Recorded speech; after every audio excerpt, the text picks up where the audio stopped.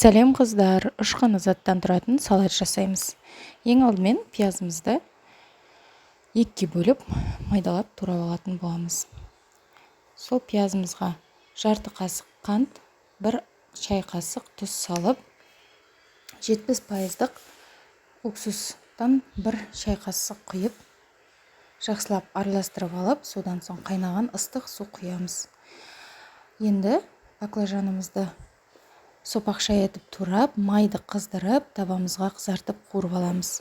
Қуырып алған соң салфеткаға майы сіңгенше қоя тұрамыз. Енді жұмыртқамызды турап, пиязымызды сығып, майонез қосып, баклажан қосып, жақсылап араластырамыз.